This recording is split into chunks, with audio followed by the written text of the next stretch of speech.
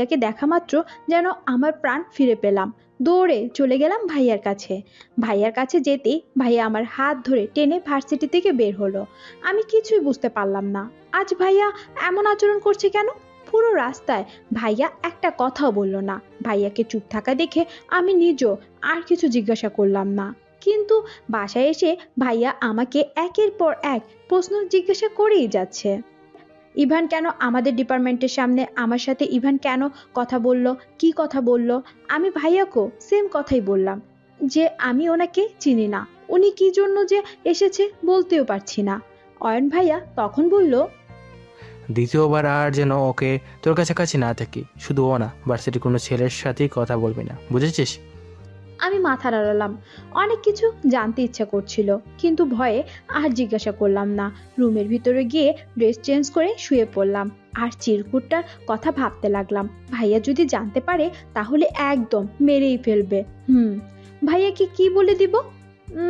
কিন্তু ভাইয়া যদি উল্টো আমাকেই দোষারোপ করে, এই ভেবে আর বাসার কাউকে বললাম না। পরের দিন আবার আমার নামে পার্সেল আসলো। আজকের পার্সেলটাও আমি অর্ডার দেইনি, তার মানে সেই নাম না জানা মানুষটাই আবার পাঠিয়েছে। বাসায় শুধু আমি আর দাদি ছিলাম, সেই জন্য ঠিক করলাম আজ ডেলিভারি ম্যানের সাথে এই নিয়ে কথা বলবো। দরজা খুলতেই ডেলিভারি ম্যান জিজ্ঞাসা করলো, ও তুষিকে, তার নামে এই পার্সেলটা এসেছে। এই বলে আমার হাতে বক্সটা দিলেন। আমি সাথে সাথে বললাম, আমি তো কোনো কিছু অর্ডার দেইনি, আপনাদের পার্সেল ফেরত নিয়ে যান, আমি এটা নিতে পারবো না। কেন ম্যাম? কেন মানে? এভাবে নাম পরিচয়বিহীন কারো পার্সেল আমি গ্রহণ করতে পারি না। কে পাঠিয়েছে তার পরিচয় দিন আগে। আমার দায়িত্ব ঠিকানা মতো পৌঁছে দেওয়া, আমি সেটাই করেছি। এখন আপনি নেবেন কিনা ফেলে দিবেন সেটা আপনার ব্যাপার। এই বলে পার্সেলটা দরজার সামনে রেখে ডেলিভারি ম্যান চলে গেল। আমি বুঝতেই পারছি না কি করে খুঁজ বের করবো এই মানুষটাকে। এসব ভাবতে ভাবতে পার্সেলটা তোলার কথাটাই ভুলে গেলাম। কিছুক্ষণ পর অয়ন ভাইয়া বাসায় আসলো আর দরজার কাছে আসতে পার্সেলটার দিকে চোখ পড়লো তার। অয়ন ভাইয়া পার্সেলটা হাতে নিয়ে উল্টে পাল্টে দেখতে লাগলো। ভাইয়া কলিং বেল বাজানোর সাথে সাথেই আমি দরজা খুলে দিলাম। আমাকে দেখা মাত্রই ভাইয়া বলল, এটা কি তোর পার্সেল? ভাইয়ার হাতে পার্সেলটা দেখা মাত্রই ছো মেরে কেড়ে নিলাম। ভাইয়া তা দেখে জিজ্ঞাসা করলো, কি আছে এতে, কখন ওটা দিয়েছিস? আমি তখন বললাম, আসলে ভাইয়া কিছু দরকারি জিনিস কেনার ছিল, সেজন্য অর্ডার দিয়েছিলাম। ও আচ্ছা, মনে হয় ঘুমিয়েছিলি, সেজন্য টের পাসনি। সেজন্য ডেলিভারি ম্যান দরজার সামনে রেখে গিয়েছে। এই বলে ভাইয়া তার রুমে চলে গেল। আমি মনে মনে ভাবতে লাগলাম, আল্লাহ, ভাগ্যেস আজ আম্মু বাসায় নেই, তা না হলে কি যে হতো উপরওয়ালাই জানে। আমি রুমে গিয়ে দরজা বন্ধ করে বক্সটা খুলে ফেললাম।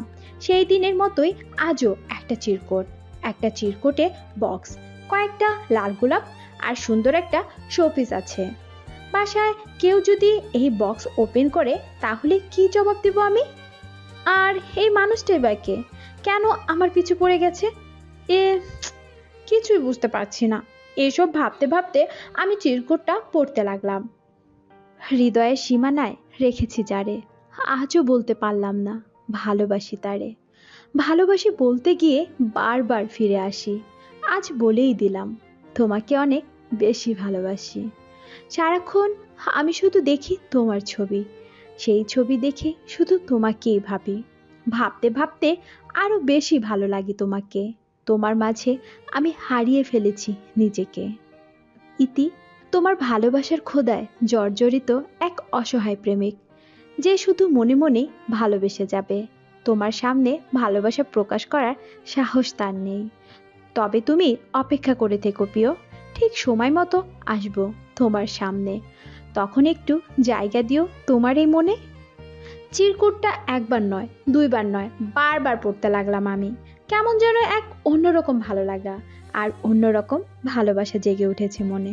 সারাক্ষণ চিরকুটের কথাগুলো মনে করি আর মিটিমিটি করে হাসতে থাকি। বলতে গেলে প্রেম প্রেম পাগলামি শুরু হয়েছে আমার মনে। অচেনা যুবকটাকে দেখার আকুতি দিন দিন বেড়ে যাচ্ছে। সারাক্ষণ শুধু ভাবতেই থাকি, কে হতে পারে ওই যুবক যার কথায় এত মায়া। যে এত সুন্দর করে লিখনির মাধ্যমে তার রূপের বর্ণনা দেয়, তাকে কি আমি আগে দেখেছি? না, সে সত্যি সত্যি অচেনা। ইস, না জানি সে দেখতে আরো কত সুদর্শন, কত আকর্ষণীয়। সেই কাঙ্ক্ষিত স্বপ্নের পুরুষকে দেখার জন্য আমি পুরো দেওয়ানা হয়ে গেলাম। এভাবেই ডেইলি পার্সেল আসতে থাকে আর আমি সবার আগে গিয়ে দরজা খুলে পার্সেল রিসিভ করি। এভাবেই চলছিল। আজ লিজার বার্থডে পার্টি আছে। ভাইয়াকে কত করে রিকোয়েস্ট করলাম, তবুও যেতে দিল না। সেজন্য মন খারাপ করে ছাদে চলে গেলাম। কেমন যেন এলোমেলো লাগছিল জীবনটা। এভাবে বন্ধ ঘরে কিছুতেই থাকতে ইচ্ছে করছিল না। বাকি সবার মতো আমারও একটু আনন্দ করতে মন চায়, কিন্তু ভাইয়া ভাইয়া কেন যে এরকম কড়া পাহারায় রাখে তাই বুঝি না। হঠাৎ কে যেন আমাকে একটা ঢিল মারলো। আমি সাথে সাথে চমকে উঠলাম আর পিছন ফিরে তাকালাম। এদিক ওদিক তাকিয়েও কাউকে খুঁজে পেলাম না। হঠাৎ মেঝেতে একটা চিরকুট দেখতে পেলাম। চিরকুটটা দেখা মাত্রই আমি হাতে তুলে নিলাম। চিরকুটে লেখা ছিল, জীবনটা অনেক সুন্দর, সেজন্য যে সময়টুকু পাবে পুরোটাই উপভোগ করবে আর সব সময় হাসবে। তোমার মুখে বিষণ্ণতা মানায় না প্রিয়। মনে হয় আকাশে আজ মেঘের ঘনঘাটা। এই বুঝি বৃষ্টি নামবে? কিন্তু আমি তো বৃষ্টি নামতে দিব না। কথা দাও আমার সব কথা রাখবে আর আমায় তুমি ভুলে যাবে না। যদি ভুলে যাও তখন কিন্তু প্রাণে বাঁচব না। চিরকুটটা পড়া মাত্রই আমি চিৎকার চেঁচামেচি করতে লাগলাম। কে দিল এটা? কে? সামনে আসো। উহ, কেন এমন করছো আমার সাথে? সাহস থাকলে দেখা করো। এদিকে আমার চিৎকার শুনে বাসার সবাই ছাদে চলে এলো। কি হয়েছে অতসী, চিৎকার করছিস কেন? আমি সবাইকে দেখা মাত্র স্বাভাবিক আচরণ করতে লাগলাম আর বললাম, কই কি কিছু না তো। কিন্তু চিরকুটটা লুকিয়ে রাখতে ভুলে গেলাম। হঠাৎ ভাইয়া আমার হাতে চিরকুটটা দেখতে পেল। সে তখন বলল, তোর হাতে কি ওটা? আমি তা শুনে ভীষণ ভয়ের মধ্যে পড়ে গেলাম। এখন কি করব আমি? চিরকুটটা ফেলে দিতেও পারছি না, আবার লুকিয়েও রাখতে পারলাম না। ভাইয়া আমার হাত থেকে চিরকুটটা কেড়ে নিল আর এক নজর দেখে চিৎকার করে বলল, কে ওই ছেলে? তাড়াতাড়ি পরিচয় বল। আমি ভাইয়ার এমন রাগান্বিত চেহারা দেখে ভয়ে কাঁদতে কাঁদতে বললাম, চিনি না আমি। কে জানি চিরকুটটা আমার গায়ে ছুঁড়ে মারলো। ভাইয়া আমার কথা শুনে আর এক মুহূর্ত দেরি করলো না। তাড়াতাড়ি করে ছাদ থেকে নেমে সেই ছেলেকে খুঁজতে লাগলো আর জোরে জোরে চিৎকার করে ডাকতে লাগলো। কে তুই? সামনে আয়। সাহস থাকলে আমার সাথে কথা বল। প্রেম করার এত শখ, তাহলে লুকিয়ে আছিস কেন? আমি ভাইয়ার এমন পাগলামি দেখে আরো জোরে জোরে কাঁদতে লাগলাম, কারণ আমি এখনো আগের চিরকুটগুলোর কথা বলিনি। ভাইয়া যদি এখন সেগুলোর ব্যাপারে জেনে যায় তাহলে তাহলে কি হবে তখন? আমি বলবো কি বলবো না সেই টেনশন নিয়ে শেষ হয়ে যাচ্ছি। এদিকে দাদি আমার তার রুমে নিয়ে গেলেন আর আমার মাথায় হাত বুলিয়ে বললেন, আমাকে সত্যি করে বল তো কি হয়েছে? তুই কি চিনিস ছেলেটাকে? আমি দাদির কথা শুনে কাঁদতে কাঁদতে বললাম, তুমিও বিশ্বাস করছো না? বললাম তো চিনি না আমি দাদি। দাদি তখন বলল, তাহলে তুই এভাবে কাঁদছিস কেন? তোর চোখ মুখে এত ভয় কেন? মনে হচ্ছে তুই আসল অপরাধী। আমি সেই কথা শুনে দাদির গলা ধরে বললাম, দাদি তোমাকে মিথ্যে বলবো না, ভাইয়াকে এ কথা বলবে না, খবরদার। ওই ছেলে বেশ কিছুদিন ধরেই চিরকুট পাঠাচ্ছে আমাকে, এতদিন পার্সেল হিসেবে পাঠাতো। তুমি তো জানো ভাইয়াকে দেখে আমি ভীষণ ভয় পাই, সেই জন্য বলিনি ভাইয়াকে। দাদি সেই কথা শুনে আমার মুখ টিপ ধরে বলল, চুপ চুপ, এইসব কথা আর ভুল করে বলিস না। এমনিতেই যে পাগলামো করছে, সব কথা শুনলে না জানি আর কি কি করবে। এরপর থেকে পার্সেল আসলে আর রিসিভ করবি না, বাকিটা এখন তোর ভাই দেখে নিবে। এদিকে ভাইয়া কখন যে দরজায় এসে দাঁড়িয়ে আছে আমরা কেউই টের পাইনি। ভাইয়া হঠাৎ করে আমাকে দাদির কোল থেকে টেনে আনলো আর চিৎকার করে বলল, আমার কাছ থেকে এত বড় একটা ঘটনা কেন লুকিয়ে রাখলি? আবারও বলছি, সত্য করে বল, কে এই ছেলে? আমি সেই কথা শুনে বললাম, ভাইয়া বিশ্বাস করো, ওই ছেলেকে আমি চিনি না, প্লিজ বিশ্বাস করো। আবার বলছি, সত্য করে বল, এই কে এই ছেলে? তাহলে বলিসনি কেন? আমাকে জানালি না কেন? পার্সেল যদি খারাপ জিনিস থাকতো তুই অচেনা লোকের পার্সেল রিসিভ করলি কেন? সেটা আবার একবার নয়, বারবার। কেন কেন করলি এমন? আমি ভাইয়ার এই প্রশ্নের কি উত্তর দেব? সত্যি আমার কাছে এর কোনো উত্তর নেই। কেন রিসিভ করলাম, কেনই কাউকে বললাম না? এবার আম্মু এগিয়ে আসলো আর বলল, সেজন্যই তো বলি প্রতিদিন এত কিসের অর্ডার দেস? তুই তলে তলে এত দূর চলে গেছিস, সত্যি সত্যি ভাবতে পারছি না। অয়ন শোন, আর দেরি করিস না, এত পড়ালেখার দরকার নেই। ভালো একটা ছেলে দেখে তাড়াতাড়ি বিয়ে দিয়ে দে। আম্মুর কথা শুনে আমার চোখের পানি কিছুতেই আর থামছে না। আম্মু সব সময় শুধু আমার দোষটাই দেখে আর কথায় কথায় বিয়ে বিয়ে করে। দাদি এবার কথা বলে উঠল, তোমরা চুপ করবা একটু? মেয়েটাকে শাসন করতে করতে এমন এক অবস্থায় নিয়ে গেছো যে ভয়ে কিছু বলেনি। ওর কোনো দোষ নাই, ওকে কেউ কিছু বলো না। আর কথায় কথায় এত বিয়ে বিয়ে করো কেন? পড়ালেখাটা শেষ করুক আগে। তাছাড়া ওর তো কোনো দোষ নাই। যে এই কাজটি করেছে তাকে গিয়ে ধরো। আর অয়ন, এই ব্যাপার এখানেই থামিয়ে দে। মেয়ে মানুষও, এই কথা বাহিরে গেলে ওরই দুর্নাম হবে। তুই দয়া করে চুপচাপ থাক। অয়ন ভাইয়া এই কথা শোনার পর কিছুটা শান্ত হলো, তবে সে মনে মনে এখনো রাগান্বিত। আমার উপর এতটাই রেগে আছে যে আমার দিকে একবারও তাকালো না। এদিকে আম্মু যা নয় তা বলে যাচ্ছে, সেজন্য দাদি আমাকে ধরে তার রুমে নিয়ে গেল। দাদি এইভাবে সব সময় আমাকে সাপোর্ট করে। এই মানুষটা না থাকলে আমার যে কি হতো এতদিনে, এটা শুধুমাত্র উপরওয়ালাই জানে। পরের দিন আর ভার্সিটিতে গেলাম না। মনের দুঃখে সারাক্ষণ রুমের মধ্যেই শুয়ে থাকলাম। এত কিছুর পরও কেন জানি বারবার সেই চিরকুটের কথাই মনে পড়ছে, আর সেই অচেনা প্রেমিকের কথা। কেন যে এভাবে চিরকুট পাঠালো, কেনই আমার মনে প্রেমের সৃষ্টি করলো? এখন যে সারাক্ষণ শুধু তার কথাই মনে হচ্ছে। ঠিক তখনই হঠাৎ করে কলিং বেল বেজে উঠল। সাথে সাথে আমার বুকটা ধপ করে উঠল। সেই অচেনা প্রেমিক আবার পার্সেল পাঠালো না তো? ভয়ে আর দরজা খুলতে গেলাম না। কিন্তু না, ভয়ের কোনো কারণও নেই। ভাইয়া এসেছে বাসায়। ভাইয়া বাসায় এসে আমার রুমে চলে এলো। আমি ভাইয়াকে দেখে চোখ বন্ধ করে থাকলাম। তখন ভাইয়া আমার পাশে এসে বলল আর জিজ্ঞাসা করলো আমি জেগে আছি কি না। কিন্তু আমি কোনো কথা বললাম না। ভাইয়া ভেবেছে আমি ঘুমিয়েছি, সেজন্য চলে গেল।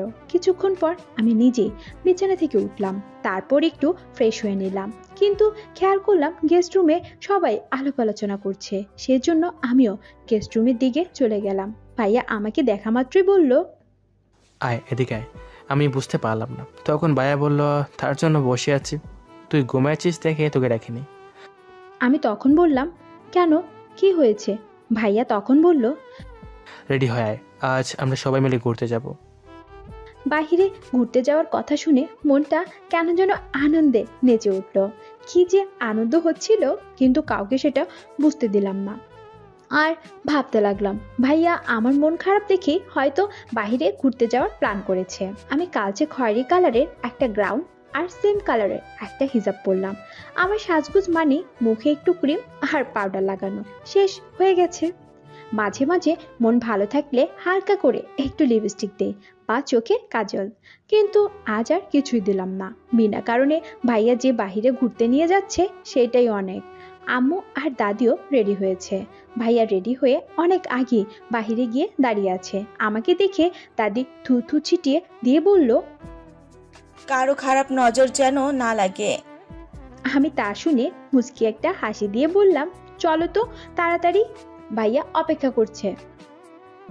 আমরা বাসা থেকে বের হতেই দেখি ভাইয়া ইতিমধ্যে একটা সিএনজি ডেকে এনেছে। আমরা তা দেখে আর এক মুহূর্ত দেরি করলাম না, সবাই সিটে গিয়ে বসলাম। আমি সিটে বসে জিজ্ঞাসা করলাম, ভাইয়া কই যাচ্ছি আমরা? ভাইয়া তখন বলল, গেলেই বুঝতে পারবি। আমি সেজন্য আর কথা বাড়ালাম না। আমাদের সিএনজি একদম সোজা একটা পার্কের সামনে গিয়ে দাঁড়ালো। তা দেখে আমি তো ভীষণ খুশি হলাম, কারণ এই পার্কটা আমার ভীষণ প্রিয় ছিল। প্রতি বছর জন্মদিনে ভাইয়া এখানে নিয়ে আসে আমাকে, তবে আজ আমার জন্মদিন ছিল না। সিএনজি থেকে নামতেই চারজন ছেলে এগিয়ে আসলো আমাদের দিকে। তারা আম্মু আর দাদিকে সালাম দিল। ভাইয়া তখন পরিচয় করে দিল যে এরা নাকি ভাইয়ার ফ্রেন্ড হয়।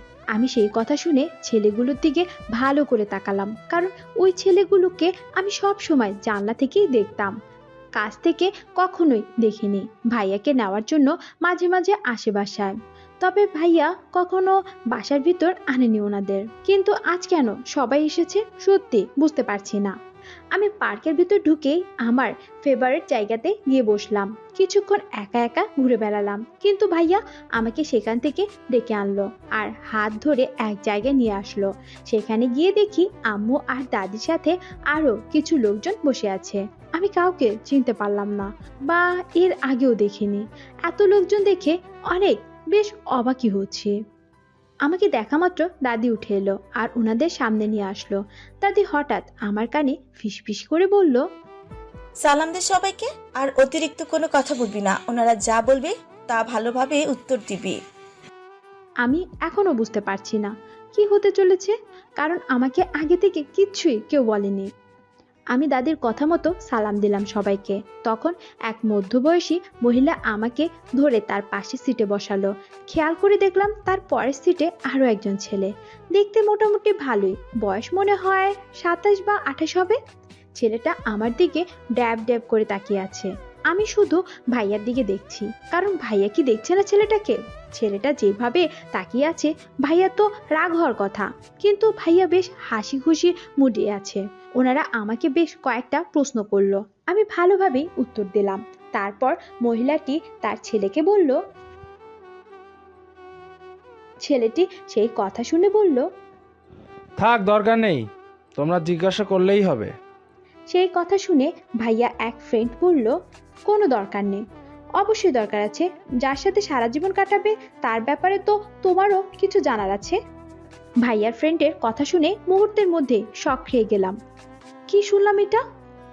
আমার বুঝতে আর বাকি রইল না যে এই ছেলের সাথেই আমার বিয়ে ঠিক করেছে। আমি কি করব বা কি বলবো বুঝিয়ে উঠতে পারলাম না। খাওয়া দাওয়া শেষ হলে সবাই আরো কিছুক্ষণ গল্প করলো। আমি বেশ অবাক হচ্ছি দাদিকে দেখে, যে দাদি সব সময় আমাকে সাপোর্ট করে, আজ তিনি আমার বিপক্ষে চলে গেলেন। একবারও আমার মতামত জানার চেষ্টাও করলেন না বা প্রয়োজনও মনে করলেন না। কিছুক্ষণ পর সবাই চলে গেল, তবে ভাইয়ার ফ্রেন্ডরা রয়ে গেল। কিন্তু হঠাৎ ভাইয়ার সেই বন্ধুটাই বলল, অয়ন, আর একটু সময় নিলে হয় না? এত তাড়াহুড়ো করছিস কেন? বিয়েটা তো একদিনের জন্য নয়। অতসীর পছন্দ হয়েছে কিনা সেটা একবার জিজ্ঞাসা কর ওকে। এই বলে ছেলেটা আবার আমার দিকে তাকালো। আমিও কেন জানি তার দিকে তাকালাম। চোখে চোখ পড়তে আমি আমার চোখ ফিরিয়ে নিলাম। ছেলেটিকে দেখে কেমন যেন লাগছে আমার, মনে হচ্ছে এর আগেও দেখেছি তাকে, অথচ আজকেই ফার্স্ট দেখলাম। ভাইয়ার বাকি ফ্রেন্ডগুলো ভাইয়াকে বোঝাচ্ছে, বাট ভাইয়া কেন জানি তাদের কথা বুঝতে চাচ্ছে না। তার কথা যত তাড়াতাড়ি সম্ভব বিয়েটা এই ছেলের সাথে দিবে আমার। আমি যেই সিএনজিতে উঠতে যাব, ঠিক সেই সময় ভাইয়ের বন্ধুটি আমার হাতের মধ্যে একটা চিরকুট দিয়ে দূরে সরে গেল। হঠাৎ এভাবে চিরকুট দেওয়াই আমি ওনার দিকে হা করে তাকিয়ে রইলাম, কারণ আমার আর বুঝতে দেরি হলো না যে এই সেই অচেনা নাম না জানা প্রেমিক, যে দূর থেকেই শুধুমাত্র চিরকুটের মাধ্যমে আমাকে পাগল করে দিচ্ছিল। উনি সেই লোক যে এতদিন গোপনে আমার পার্সেল পাঠাতো আর ভালোবাসার কথা লিখতেন। উনি আমার হাত স্পর্শ করার সাথে সাথে মুহূর্তের মধ্যে আমার ভিতরটা কেমন যেন একটা শক খেয়ে গেলাম। আমি কি বলবো এখন বা কি করা উচিত সত্যি আমার মাথাতে আসছে না। এদিকে বাসার সবাই বিয়ের জন্য তাড়াহুড়া করছে, অন্যদিকে সেই চিরকুটওয়ালা ছেলেকে খুঁজে পেলাম। এইসব কিছু ভাবতেই হঠাৎ ভাইয়া এসে বলল, এখনো দাঁড়িয়ে আছিস? তাড়াতাড়ি বসে পড়। ভাইয়ার কথা শুনে তাড়াতাড়ি করে সিএনজিতে গিয়ে বসে পড়লাম আর তাড়াতাড়ি করে চিরকুটটা ব্যাগের মধ্যে রেখে দিলাম। আমাদের সবাইকে সিএনজিতে বসিয়ে রেখে ভাইয়া তার বন্ধুদের থেকে বিদায় নিচ্ছে। ভাইয়া আসতে দেরি হওয়ায় আমি সিএনজির মধ্যে থেকে মাথাটা বের করে উকি দিলাম। অল্প একটু তাকাতেই দেখি ছেলেটা আমার দিকে দেখ। আমি তা দেখে আবার সিএনজির মধ্যে মাথাটা ঢুকিয়ে নিলাম, কিন্তু কিছুক্ষণ পর কি মনে করে যেন আবার একটু উকি দিলাম। ঠিক তখনই ভাইয়া এগিয়ে আসলো আমার কাছে আর জিজ্ঞাসা করলো। আমি মাথা নেড়ে জানালাম, না হচ্ছে না। এই বলে সিএনজির মধ্যে ভালো হয়ে বসলাম। এবার ভাইয়াও বসলো আমার সাথে। কিছুক্ষণ পরে সিএনজি স্টার্ট দিবে, কিন্তু ছেলেটার নাম জানার জন্য মনটা ছটফট করতে লাগলো। কে জানে আর দেখা হবে কিনা। কোনো উপায় খুঁজে পাচ্ছি না, আর ভাইয়াকেও সরাসরি বলতে পারলাম না, সেজন্য ছেলেটার নাম অজানাই রয়ে গেল। আমি শুধু অপেক্ষা করছি কখন বাসায় গিয়ে পৌঁছাবো আর চিরকুটটা পড়তে পারবো। আজ কেন জানি বাসায় পৌঁছাতে অনেক দেরি হচ্ছে। অবশেষে অপেক্ষার প্রহর শেষ হলো। আমরা বাসায় পৌঁছে গেলাম। আমি বাসায় পৌঁছে সবার আগে রুমে চলে গেলাম আর দরজাটা লাগিয়ে দিলাম। ড্রেস চেঞ্জ না করে চিরকুটটা বের করে পড়তে লাগলাম। ভালোবাসি অতসী, আমি তোমার ভালোবাসার মানুষ না হলেও তুমি আমার একমাত্র ভালোবাসার মানুষ। জানি খুব বেশি বাড়াবাড়ি হয়ে যাচ্ছে, তবু আজ আমি ব্যাপারটা ক্লিয়ার করতে চাই। তোমাকে পাবো কি না জানি না, তবে বিশ্বাস করো তোমাকে আমার ভালোবাসার মানুষ ভেবে আসছি। তোমার ছবি দেখেছিলাম অয়নের মোবাইলে, প্রথম দেখাতেই ক্রাশ খেয়ে যাই। সবাই তোমাকে বন্ধুর বোন হিসেবে দেখলো, আমি তোমাকে বোন হিসেবে দেখতে পারিনি। আমি জানি অয়ন এটা কখনোই মানবে না, এটা জানার পর ও হয়তো আমাদের বন্ধুত্বটাই নষ্ট করে দেবে। এজন্য এই বিষয়ে কাউকে কিছু বলিনি। তবে বিশ্বাস করো অনেক অনেক বেশি ভালোবেসে ফেলেছি তোমাকে, সেজন্য বাধ্য হয়ে গোপনে পার্সেল পাঠাতাম, যাতে কিছুটা হলেও তুমি আমার ভালোবাসা অনুভব করতে পারো। কিন্তু আজ হঠাৎ অয়নের এমন ডিসিশন শুনে সত্যি অবাক হয়ে যাই। সব আমার জন্যই হয়েছে। আর যদি আমি চিরকুট না দিতাম তাহলে তুমি ধরাও পড়তে না, আর তোমার ফ্যামিলি বিয়ের জন্য এত তাড়াহুড়াও করতো না। সরি ডিয়ার, এই জন্য ক্ষমা চেয়ে নিচ্ছি। এখন একটা কথা ভীষণ জানতে ইচ্ছা করছে, তুমি কি আমাকে অনুভব করো? যদি আমার প্রতি একটু ভালো লাগা কাজ করে দয়া করে আমাকে জানাবে। আমি তোমাদের বাসায় আমার ফ্যামিলিকে পাঠাবো, তারপর যা হবার হবে। আমি তোমাকে জোর করছি না। তুমি যদি বলো এটা সম্ভব না, তাহলে আমি আর বিরক্ত করব না। আমি আমার মনের কথা বলে দিলাম, এখন বাকিটা তোমার হাতে। আমি চিরকুটটা পড়ে এত বেশি আনন্দিত হলাম যে রুমের মধ্যে একা একাই হাসতে লাগলাম। আমি কখনো ভাবিনি আবার তার চিরকুট পড়তে পারবো। আমি তাকে না দেখে অনেক আগে তার প্রেমে পড়ে গিয়েছিলাম, কিন্তু আজ তাকে দেখার পর আর এই চিরকুট পড়ার পর কিছুতে নিজের খুশি আর চেপে রাখতে পারছিলাম না। অনেক বেশি ভালো লেগেছে তাকে। আমি আজ তার প্রতি আমার ভালোবাসা ফিল করতে পারছি। আজ সারা রাত এই আনন্দে ঘুমাতেও পারলাম না। তাকে আমি কিভাবে আমার মনের কথা জানাবো, এই চিন্তায় শেষ হয়ে যাচ্ছিলাম। কি লিখবো ভেবে পাচ্ছিলাম না। লিখছিলাম আর কেটে কেটে দিচ্ছিলাম, কিন্তু কোনোটাই মন মতো হচ্ছিল না। শেষমেশ লেখা বাদ দিয়ে ডিসিশন নিলাম যে আমার বন্ধুদের সাহায্য নিব, ওদের সাথে পরামর্শ করেই তবেই আমার মনের কথা লিখবো। তবে ভাইয়ার কথা মনে হতে ভীষণ ভয় লাগছে আমার। ভাইয়া কি এটা হতে দিবে? ভাইয়া কি তার বন্ধুকে মেনে নেবে কখনো? সারা রাত জেগে থাকার পর সকালবেলা কখন যে ঘুমিয়ে গেছি টেরই পাইনি। এদিকে কে যেন দরজা অনবরত ধাক্কাতেই আছে, সেজন্য ভীষণ বিরক্ত বোধ করছি। বারবার দরজা ধাক্কানো দেখে আর কিছুতেই বিছানায় শুয়ে থাকতে পারলাম না। তাড়াতাড়ি করে দরজা খুলে দেওয়ার জন্য বিছানা থেকে নামলাম, কিন্তু দরজার কাছে যেতেই খেয়াল করলাম আমি কালকে সেই গ্রাউন্ড পরেই ঘুমিয়েছি। আম্মু যদি এই অবস্থা দেখে তাহলে ইচ্ছা মতো বকাঝকা করবে, সেই জন্য দরজা না খুলে আগে ড্রেসটা চেঞ্জ করে নিলাম। এদিকে দরজা ধাক্কানো থেমে গেছে। আমি তাড়াতাড়ি করে দরজাটা খুলে দিলাম। আমাকে দেখা মাত্র দাদি বলল, এই আজ তুই ভার্সিটিতে যাবি না? হ্যাঁ যাবো তো, বলে ঘড়ির দিকে তাকালাম। এ মা, সকাল 10টা বাজে, এখন কি করি? তাড়াতাড়ি করে রেডি হয়ে নিলাম। আজ ভাইয়া আগে বাইরে চলে গেছে, আম্মু নাই বাসায়, বাজার করতে গেছে, সেজন্য একা একাই রওনা দিলাম ভার্সিটির দিকে। ভীষণ তাড়াহুড়া করে যাচ্ছিলাম। কখন যাব আর কখন বান্ধবীদেরকে তার কথা বলবো, পুরোই অন্যমনস্ক ছিলাম। হঠাৎ কে যেন আমাকে ধাক্কা দিয়ে ফেলে দিল, আর আমি সেই ধাক্কা খেয়ে দূরে ছিটকে পড়লাম। আর ওরে বাবারে মরে গেলাম বলে জোরে জোরে চিৎকার করতে লাগলাম। আমার হাঁটু আর কোনো একদম ছিলে গেছে, ছিলা জায়গা ইতিমধ্যে জ্বলতে শুরু করেছে। হঠাৎ খেয়াল করলাম ইভান ভাই আমার দিকে আসছে। আমি ওনাকে দেখা মাত্রই তাড়াতাড়ি করে দাঁড়িয়ে গেলাম আর বললাম, আসসালামু আলাইকুম ভাইয়া। কারণ সেই দিনের পর থেকে ওনাকে দেখলেই আমি সালাম দেই। ভার্সিটির বড় ভাই বলে কথা, তিনি সালামের উত্তর নিয়েছেন কিনা জানি না, তবে আমার কাছে এসেই বকাবকি শুরু করে দিলেন। আচ্ছা, তোমার মাথায় কি সমস্যা আছে, না তুমি পাগল? একটু ক্লিয়ার করে বলবে? আমি ওনার কথা শুনে চুপ করে তাকিয়ে রইলাম, কারণ কোনোভাবেই ওনার সাথে তর্ক করা যাবে না, তা না হলে সমস্যা হয়ে যাবে। তাছাড়া উনি এভাবে বলছেন কেন সেটাই এখনো বুঝিনি। উনি আমাকে চুপচাপ থাকা দেখে ধমক দিয়ে বললেন, এভাবে বোকার মতো তাকিয়ে আছো কেন? উত্তর দাও। আমি তখন বললাম, কি করেছি আমি? বুঝতে পারলাম না ভাইয়া। উনি সেই কথা শুনে চোখ বন্ধ করে রাগে নিজেই নিজের হাত খামচাতে লাগলো। আমি তা দেখে ভয় পেয়ে গেলাম। পাগল হয়ে গেল নাকি আবার? এমন করছে কেন? হঠাৎ তিনি শান্ত হয়ে বললেন, তাড়াতাড়ি টাকা বের করো, আমার বাইক ঠিক করতে হবে। টাকা? কিসের টাকা? তোমার কারণে আমি অ্যাক্সিডেন্ট করেছি, বাইক মেরামত করতে হবে। ও, তার মানে আপনি আমাকে ধাক্কা দিয়েছেন? এ কথা বলেই ওনার বাইক খুঁজতে লাগলাম। হ্যাঁ, ঠিকই তো, ওনার বাইক দূরে পড়ে আছে। আমি তখন বললাম, দেখেন ভাইয়া, আমি নিজে প্রচণ্ড আঘাত পেয়েছি, আমার অনেক জায়গা ছিলেও গেছে। হিসেবে চিকিৎসার জন্য আমাকে আপনার টাকা দেওয়া লাগে, যেহেতু অ্যাক্সিডেন্টটা আপনি করেছেন। কিন্তু ভার্সিটির বড় ভাই বলে চাইলাম না টাকা। কথাটা শোনা মাত্র ইভান ভাই তার হাত আর পা দেখালো আর বলল, আমারও কিন্তু অনেকখানি ছিলে গেছে। আচ্ছা, আমার কথা বাদ দাও, ওসব ছোটোখাটো চোটের আমি তোয়াক্কা করি না, কিন্তু গাছের সাথে ধাক্কা খেয়ে আমার বাইকের অবস্থা শেষ, সেই জন্য ক্ষতিপূরণ দিতে হবে তোমাকে। আমি সেই কথা শুনে তোতলাতে লাগলাম। এতে আমার দোষ কোথায়? আমি কি করেছি? কি করেছো মানে? তুমি কানে তুলো দিয়ে রাস্তার মাঝখান দিয়ে হাঁটছিলে, পাশের একটা গাড়ি ছিল, তোমাকে বাঁচাতে গিয়েই তো আমি গাছের সাথে ধাক্কা খাই। আমি তখন বললাম, আপনি আমাকে কখন বাঁচালেন? আপনি তো আরো ধাক্কা দিয়ে ফেলে দিলেন। ইভান ভাইয়া সেই কথা শুনে বলল, আসলে আমারই ভুল হয়ে গেছে, হাত দিয়ে ধাক্কা না মেরে তোমার গায়ের উপর দিয়ে বাইক নিয়ে গেলে খুব ভালো হতো। এখন বেশি কথা না বলে টাকাটা বের করো। আমি তখন আমতামতা করে বললাম, দেখুন, আমি তো সাথে করে টাকা আনিনি, বাসায় গিয়ে ভাইয়াকে বলে টাকা দিতে হবে। ভাইয়া? ভাইয়াকে বলতে হবে কেন?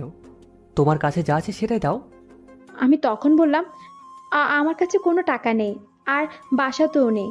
যখন টাকা দরকার হয় তখন ভাইয়াকে বলি, ভাইয়া সাথে সাথে দিয়ে দেয়। ইভান ভাই সেই কথা শুনে আর এক মুহূর্ত দেরি করলো না, মনে মনে কি যেন বলতে বলতে বাইকের কাছে চলে গেলেন। আমি তখন ওনাকে পিছন দিক থেকে ডাকতে লাগলাম, এই যে ভাইয়া, শুনছেন? টাকাটা কবে দিতে হবে? উনি কোনো উত্তর না দিয়ে বাইক নিয়ে হেঁটে হেঁটে চলে গেলেন। এদিকে আমিও করতে করতে ভার্সিটির দিকে চলে গেলাম, কারণ এতক্ষণ ওনার বকবকানি শুনে ব্যথার কথা ভুলে গিয়েছিলাম। এখন বুঝতে পারছি ছেলা জায়গায় জ্বলছে। ভার্সিটি যেতেই দেখি ক্লাস শুরু হয়ে গেছে, সেজন্য আর ক্লাসের দিকে গেলাম না, মাঠের মধ্যেই বসে থাকলাম। একা একা ভালো লাগছে না, বারবার ঘড়ির দিকে তাকাচ্ছি আর ভাবছি কখন শেষ হবে ক্লাসটা। হঠাৎ কে যেন আমার সামনে একটা প্যাকেট ফেলে দিল। আমি প্যাকেটটা না নিয়ে উপরের দিকে তাকালাম। এ মা, ইভান ভাইয়া! উনি আবার কেন এসেছেন? আমি কিছু জিজ্ঞাসা করতে যাব, তার আগে উনি কথা বলে উঠলেন, ব্যান্ডেজ করে নিও। এটা বলে চলে গেলেন। আমি সেজন্য আর কিছুই বলতে পারলাম না, কিন্তু বেশ অবাক হলাম প্যাকেটটা দেখে। উনি নিজে এসে আমাকে ব্যান্ডেজ দিয়ে গেলেন, ব্যাপারটা খুবই অদ্ভুত লাগলো। প্যাকেটটা হাতে নিয়ে দেখতেই আমার বন্ধুরা এসে হাজির। লিজা আমার ঘাড় ধরে বলল, কিরে পড়াচোর, ক্লাস বাদ দিয়ে এখানে কি? আমি তখন বললাম, কলেজে পৌঁছাতে লেট হয়ে গেছে আজ। নেহা হঠাৎ আমার হাত থেকে প্যাকেটটা নিয়ে নিল আর বলল, ওয়ান টাইম ব্যান্ডেজ, এটা দিয়ে কি করবি? আমি সেই কথা শুনে আমার হাত দেখলাম আর কি কি ঘটনা ঘটেছে সব বললাম। কিন্তু যেই বললাম এই প্যাকেটটা ইভান ভাইয়া নিজে এসে দিয়ে গেল, সবাই কিছুক্ষণের জন্য নীরব হয়ে গেল আর একে অপরের দিকে তাকাতে লাগলো। আমি ওদের মুখের অবস্থা দেখে বললাম, এতে অবাক হওয়ার কি আছে? উনি কি এলিয়েন নাকি? উনিও আমাদের মতো মানুষ। তাছাড়া অ্যাক্সিডেন্টটা যেহেতু উনিই করেছেন, সেজন্য এটার দায়িত্ব তো ওনারই, তাই না? আমার এমন কথা শুনে সুইটি বলল, দোস্ত, তুই কি ঠিক আছিস? না মানে, তোর মাথা কি ঠিক আছে? হ্যাঁ, ঠিকই তো আছে। কেন? সেই কথা শুনে সুইটি বলল, না মানে, তুই না ওনাকে দেখে ভয় পাইতিস, আজ তো তোর কথাবার্তায় বিন্দুমাত্র ভয় নেই। ব্যাপার কি? ধুর, কিসের ব্যাপার? তোরা দুই লাইন বেশি বেশি বুঝিস, বুঝলি? বাদ দে তো এখন ওনার কথা, আসল কাহিনী শোন। কিসের আবার আসল কাহিনী? ভাইয়া আমার বিয়ে ঠিক করেছে, কালকে আমাকে না জানিয়ে ছেলেপক্ষের সামনে নিয়ে গিয়েছিল। হ্যাঁ সত্যি বলছি, সেখানে গিয়ে আবার আমি সেই নাম না জানা প্রেমিককেও খুঁজে পেয়েছি। কি বলছিস এসব? বন্ধুরা আমার অনেক বেশি অবাক হলো। আমি তখন বললাম, শুধু এইটাই না, সেই ছেলে আমার ভাইয়ার বন্ধু হয়। তিনি আমাকে চুরি করে একটা চিরকুট দিয়েছেন, তাতে তিনি আমার মনের কথা জানতে চাচ্ছেন। কি বলবো এখন তোরাই বল। আমার বান্ধবীরা কথাটা শোনা মাত্রই বলল, তুই আসলেই পাগল হয়ে গেছিস। তুই বুঝতে পারছিস কি করতে চাচ্ছিস? অন্য ছেলে হলে ভাবা যেত, কিন্তু এই ছেলে তো তোর ভাইয়ের বন্ধু হয়। তার মানে এর পরিণতি কি হতে পারে একবার সুস্থ মাথায় ভেবে দেখ, তারপর ডিসিশন নে। নর্মালি বাসায় আমি টপ আর প্লাজো পরে থাকি, আজও তেমনি একটা ব্ল্যাক কালারের প্লাজো আর মিষ্টি কালারের একটা টপ পরে আছি। সোফায় একটা কুশন মাথার নিচে আর একটা কুশন কোলের মধ্যে নিয়ে শুয়ে আছি, টিভি দেখছিলাম। আমাদের এই জীবনটা খুবই অল্প সময়ের জন্য, সেই জন্য ছোট্ট এই জীবনটা সুন্দরভাবে সাজাতে হবে। অল্প এই সময়টাকে নানাভাবে উপভোগ করতে হবে। টেনশন, হতাশা, দুঃখ দূর করার একটাই উপায় হলো সব সময় আনন্দ থাকা আর হাসি খুশি থাকা। আর আপনাদেরকে আনন্দে রাখাই আমাদের একমাত্র উদ্দেশ্য। শুরু করছি আপনাদের সবার প্রিয় অনুষ্ঠান আনন্দে আনন্দে। এই অনুষ্ঠানের মাধ্যমে আপনারা আপনাদের প্রিয় মানুষটির উদ্দেশ্যে না বলা কথাগুলো আমাদের মাধ্যমে জানিয়ে দিতে পারেন। আমাদের সাথে সরাসরি কথা বলার জন্য স্ক্রিনে দেওয়ার নাম্বারে কল করুন। আমি খুব মনোযোগ দিয়ে অনুষ্ঠানটি দেখছিলাম, কারণ এই অনুষ্ঠানটা আমার খুব প্রিয়। বিশেষ করে সবাই যখন সবার ভালোবাসা মানুষের উদ্দেশ্যে না বলা কথাগুলো বলে, সেগুলো শুনতে আমার ভীষণ ভালো লাগে। পার্সোনাল একটা ফোন থাকলে আমিও কল করে আমার মনের কথাগুলো জানাতাম, কিন্তু আফসোস আমার কাছে কোনো ফোনই নেই। এসব ভাবতেই হঠাৎ কলিং বেল বেজে উঠল। আমি কলিং বেলের শব্দ শুনে তাড়াতাড়ি করে ওড়নাটা গায়ে মাথায় দিয়ে দরজা খুলতে গেলাম, কারণ এই রাতের বেলায় ভাইয়া ছাড়া আর কেউ বাসায় আসার কথা না। কিন্তু দরজা খুলতেই আমার চোখ কপালে উঠে গেল, কারণ আজ ভাইয়া একা আসেনি, সাথে দুজন মধ্যবয়সী মহিলা আর পুরুষ আর ভাইয়ার ফ্রেন্ডরা। ভাইয়া এই প্রথমবার তার ফ্রেন্ডদের বাসায় নিয়ে আসলো, নিশ্চয়ই কোনো উদ্দেশ্য আছে, তা না হলে ওনাদেরকে বাসায় আনার প্রশ্নই আসে না। সবাইকে দেখে আমি ভীষণ লজ্জা পেয়ে গেলাম। সবার সামনে দৌড়ে নিজের রুমে যেতেও পারছি না। এদিকে আমাকে দরজা খোলা দেখে ভাইয়া রাগ করে বলল, এত রাতে তুই কেন দরজা খুলতে এসেছিস? আম্মু কই? আমি সেই কথা শুনে বললাম, আমি টিভি দেখছিলাম, সেজন্য খুলে দিলাম। আচ্ছা রুমে যা, যাওয়ার সময় আম্মু আর দাদিকে গেস্ট রুমে পাঠিয়ে দিস। এই বলে ভাইয়া সবাইকে নিয়ে গেস্ট রুমের দিকে চলে গেল। কি হতে চলেছে বা ভাইয়ার উদ্দেশ্যই কি, কিছুই বুঝতে পারলাম না। তবে খেয়াল করলাম ভাইয়ের সব বন্ধু আসলেও সেই চিরকুটওয়ালা বন্ধুটি আসেনি। আমি আর দেরি না করে ডাইরেক্ট আম্মুর রুমে চলে গেলাম আর বললাম, দাদিকে নিয়ে গেস্ট রুমে চলে যাও, ভাইয়া ডেকেছে। এদিকে আমি আমার রুমে গিয়ে অযথাই পায়চারি করছিলাম, কারণ টেনশনে একদম শেষ হয়ে যাচ্ছি। কি বলছে সবাই জানার ভীষণ ইচ্ছে হচ্ছিল। পানি ভরানোর অজুহাতে বোতলটা হাতে নিয়ে কিচেন রুমের দিকে চলে গেলাম। গেস্ট রুম থেকে সবার কথা স্পষ্ট শোনা যাচ্ছে, এক একজন এক এক কথা বলছে। কান পেতে শোনার চেষ্টাও করছি, কিছুই বুঝতে পারলাম না। তবে আন্দাজ করলাম হয়তো বিয়ে নিয়ে কোনো ডিসিশন নেওয়া হচ্ছে। হঠাৎ দাদি পেছন দিক থেকে টোকা দিয়ে বলল, রুমে চল, কথা আছে তোর সাথে। আমি আর এক মুহূর্ত দেরি করলাম না, সাথে সাথে রুমে চলে গেলাম। আমি রুমে যাওয়ার সাথে সাথেই দাদি বলল, তুই কি তানিমকে পছন্দ করিস? আমি সেই কথা শুনে ভীষণ অবাক হলাম, কারণ আমি তানিম নামের কাউকে চিনি না। তানিম আবার কে?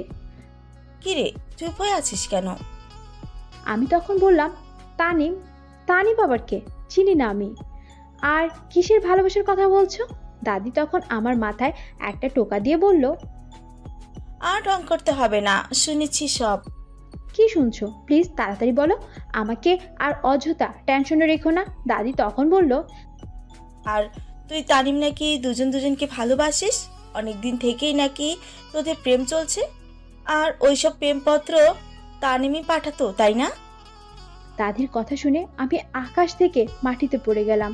তানিম কি করে এটা বলতে পারলো? আমি তো ওর নামই জানি না, আর ও বলছে আমরা দুজন দুজনকে ভালোবাসি। হ্যাঁ, একটু ভালো লাগা শুরু হয়েছিল, কিন্তু সেটা তো ওনাকে জানাইনি আমি। তাহলে উনি কি করে এই কথা বলতে পারলেন? দাদি আমাকে চুপ করে থাকা দেখে বলল, তোর বিয়ের কথা শুনে তানিম ভীষণ ভেঙে পড়েছে। ওর বাবা মা সেটা বলার জন্য এসেছে, ওনারা বিয়ের প্রস্তাব দিচ্ছে। অয়ন মোটেও রাজি নয়। সে কোনো কথা না বলে চুপচাপ নিচু মুখ হয়ে বসে আছে।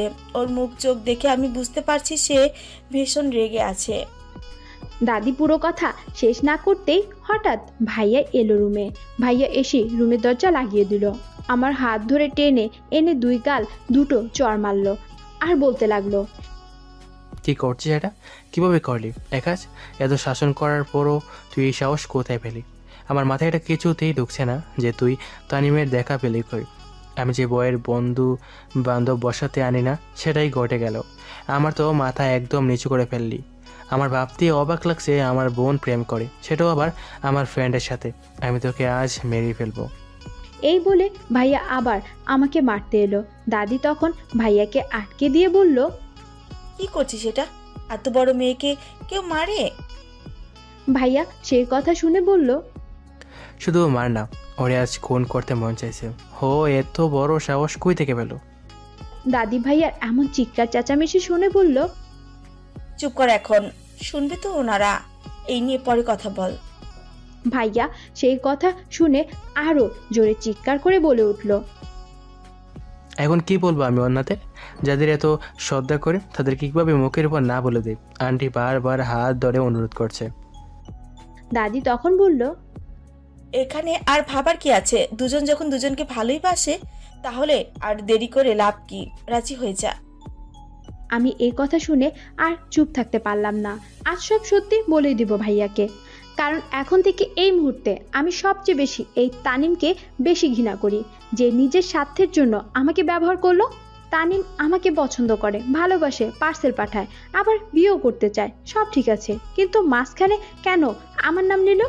কেন বলেছে আমরা দুজন দুজনকে ভালোবাসি? ওই ছেলের প্রতি এতদিন আমার যতটুকু ভালো লাগা আর ভালোবাসা তৈরি হয়েছিল, মুহূর্তের মধ্যে সব শেষ করে ফেললাম। আমি তখন জোরে জোরে চিৎকার করে বললাম, ভাইয়া আমি তোকে অনেক বেশি ভয় পাই, আর সেজন্যে তোকে আমি কিচ্ছু বলিনি। ভাইয়া বিশ্বাস কর, তোর বন্ধুর সাথে আমার কোনো সম্পর্ক নাই, তাকে আমি দেখিও নাই কোনোদিন, এমনকি তার নামও আজকেই ফার্স্ট শুনলাম। বিশ্বাস কর, ওনারা যা যা বলছে সব মিথ্যে বলছে। ভাইয়া আমার কথা শুনে রাগে ফায়ার হয়ে গেল আর চিৎকার করে বলল, তানিম আমার সাথে এত বড় ফাজলামি করলো? ওর সাহস হয় কি করে আমার বোনের নামে অপবাদ দেওয়ার? ভাইয়া আগে পুরো কথা শুনো, তারপর বল। আর শোনার প্রয়োজন নেই, ওরে আমি আজ মেরে ফেলবো। ও কি করে এত বড় সাহস পেল? আমি তখন ভাইয়ার হাত ধরে বললাম, ভাইয়া প্লিজ শান্ত হ, আগে পুরো কথা শোন। ওনারও তেমন দোষ নেই, উনি ভেবেছে আমি বাসার কাউকে পার্সেলের কথা বলিনি, তার মানে আমিও ওনাকে ভালোবাসি। তারপর উনি কালকে একটা চিরকুট দিয়েছিলেন, সেই কথাও বলিনি তোকে, সেই জন্য মনে হয় উনি ভেবেছে আমিও ভালোবাসি ওনাকে। দাদি সেই কথা শুনে এগিয়ে এলো আর আমার গা ধরে ঝাঁকাতে ঝাঁকাতে বলল, হ্যাঁ ঠিকই তো কথা, তুই কিছু বলিসনি কেন? অয়নকে না বললি? আমাকেও তো বলতে পারতিস। আমি তখন ভাইয়ার সামনে গিয়ে ভাইয়ার দু হাত ধরে বললাম, ভাইয়া আমি যে কারণে এই পার্সেলের কথা কাউকে বলিনি, তার কারণ শুনলে তুই আবার আমাকে মারবি না তো? মানে কি বলতে যাচ্ছিস? কি এমন কথা? আমি তখন বললাম, ভাইয়া সেই দিন আমি ভার্সিটিতে এমনি এমনি অজ্ঞান হয়ে যাইনি। আমি সেই দিন ভার্সিটির পেছন গেটে 5 জন মুখ বাঁধা ছেলেকে দেখেছিলাম, যাদের সবার হাতে পিস্তল ছিল, আর তারা কাকে যেন খুন করে বস্তায় ভরে ভার্সিটির পাশে সেই ডোবায় ফেলে দিয়েছিল। আমি দেখে ফেলেছি, দেখে তারা আমার বাসার ঠিকানা নিয়ে নেয় আর আমাকে হুমকি দেয়, যদি আমি কাউকে এটা বলে দেই তাহলে তারা আমার ফ্যামিলির সর্বনাশ করবে। আমি জানি তুই কতটা রাগী, এই কথা শুনলে তুই আর ঠিক থাকবি না, রাগ করে যা না হয় তাই করবি। এই জন্যই তোকে কিছু জানাইনি ভাইয়া, কারণ আমি তোকে ভয় পেলেও অনেক বেশি ভালোবাসি। যদি ওরা আবার কোনো ক্ষতি করে তোর, এই ঘটনার পরে তিনি পার্সেল আসে আমার নামে। আমি ভেবেছি সন্ত্রাসীরা হয়তো পাঠিয়েছে, সেই জন্য ভয় পেয়ে গিয়েছিলাম আর ভয়ে বাসার কাউকে বলিনি। কিন্তু পরে যখন দেখলাম কেউ আমাকে ভালোবাসার কথা বলেছে, তখন খুঁজে পাচ্ছিলাম না কে হতে পারে। তুই যদি উল্টে আমাকে সন্দেহ করিস এই ভেবে কথাটা লুকিয়ে রেখেছিলাম, কিন্তু সামান্য এই বিষয়টা যে এত বড় হয়ে যাবে আমি কখনো ভাবিনি। ভাইয়া কথাটা শোনা মাত্রই আরো দুটো চড় মারে আমাকে আর রাগান্বিত কণ্ঠে বলে, তুই ভার্সিটির পেছন গেটে কেন গিয়েছিলে? যদি কিছু হতো তোর, যদি সন্ত্রাসীরা তোকে খুন করতো, কি হতো তখন? আমি ভাইয়ার এমন রাগ দেখে সাথে সাথে জড়িয়ে ধরলাম তাকে আর বললাম, এই ভুল আর হবে না ভাইয়া। আমি এখন বুঝতে পারছি তুই কেন আমাকে এটা ওটা করতে নিষেধ করতি, কেন আমাকে এত সাবধানে থাকতে বলতি। আমি আজ থেকে তোর সব কথা শুনবো, কোনো কথা আর অমান্য করব না। প্লিজ আমাকে ভুল বুঝিস না। আমার কথা শুনে ভাইয়াও আমাকে জড়িয়ে ধরলো আর বলল, আর কখনোই কোনো কিছু লুকাবি না। এদিকে দরজার ওপাশ থেকে আম্মু চিৎকার করে ডাকতে লাগলো। ভাইয়া আম্মুর ডাক শুনে দরজা খুলে দিল। আম্মু রুমে এসে ভাইয়াকে বলল, কি হলো তোর আবার? দরজা লাগিয়ে দিয়েছিস কেন? ওনারা তো ডিসিশন চাচ্ছে, কি বলবো এখন? ভাইয়া সেই কথা শুনে বলল, ডিসিশন সম্পূর্ণ আতশির হাতে। ওর লাইফ, ও যেটা বলবে সেটাই হবে। আমি আর এসব নিয়ে মাথা ঘামাবো না। ও যদি চায় তানিমের সাথে ওর বিয়ে হবে তাহলে সেটাই হবে, আর যদি বলে না হবে না তাহলে সেটাই। এই বলে ভাইয়া চলে গেল। আম্মু তখন দাদিকে জিজ্ঞাসা করলো, কি হয়েছে অয়নের? হঠাৎ এভাবে কথা বলছে কেন? দাদি তখন বলল, তানিম মিথ্যা বলছে, অতসীর সাথে ওর কোনো সম্পর্ক নাই। তানিম অতসীকে পার্সেল পাঠাতো এই পর্যন্ত ঠিক আছে, বাকি সব মিথ্যে, তাই না অতসী? আমি মাথা নাড়িয়ে বললাম, হ্যাঁ, কারণ এই ঘটনার পর আর বিন্দুমাত্র আগ্রহ হচ্ছে না এই ছেলের প্রতি। তানিমের বাবা মা খালি হাতে ফিরে গেল, কারণ ভাইয়া আমার উপর ছেড়ে দিয়েছে ডিসিশন, আর আমি ডিরেক্টভাবে না বলে দিয়েছি। আমার একটাই রাগ, তানিম কেন বলেছে আমার তার মধ্যে সম্পর্ক আছে। তানিম এই মিথ্যে কথাটা বলে দুটো জিনিস হারালো, এক বন্ধুত্ব আর দুই আমার ভালোবাসা, কারণ একটু হলেও ভালোবাসতে শুরু করেছিলাম তাকে। এই ঘটনার পর তানিম প্রতিদিন এখন ভার্সিটির গেটে এসে দাঁড়িয়ে থাকে। আমার সাথে হয় তো কথা বলতে চায়, কিন্তু আমার সাথে আম্মু বা ভাইয়া কেউ না কেউ থাকে, এই জন্য আর কিছুই বলে না। তবে তানিম এখনো আশা ছাড়েনি। সে নাকি ভাইয়ার পা ধরো মাপ চেয়েছে। ভাইয়া সোজা আমার কথা বলে দিয়েছে, কিন্তু আমার কথা একটাই, সেটা হলো না, এখন আমি বিয়ে করব না। আমার দিনকাল ভালোই যাচ্ছে, কারণ মাথার উপর থেকে অনেক বড় একটা বোঝা নেমে গেছে। বিয়ের জন্য সবাই যেভাবে উঠে পড়ে লেগেছিল সেটা আপাতত বন্ধ আছে। আমি এখন এসব আজেবাজে চিন্তা বাদ দিয়ে পড়াশোনায় মনোযোগী হলাম। কিন্তু এই আনন্দ আর হাসির মাঝে আমার জীবনে এক ঘোর অন্ধকার নেমে এলো, যা আমার পুরো জীবনটা এলোমেলো করে দিল। একটা ব্রেকিং নিউজ মুহূর্তের মধ্যে আমাকে সবার চোখে অপরাধী করে তুলল। একদিকে মিডিয়া লোক খুঁজে বেড়াচ্ছে, অন্যদিকে সন্ত্রাসীরা। ব্রেকিং নিউজ, গোপন সিসিটিভি ফুটেজে বেগম রোকেয়া বিশ্ববিদ্যালয়ের পেছন গেটের কিছু ভিডিও গণমাধ্যমে ভাইরাল হয়েছে।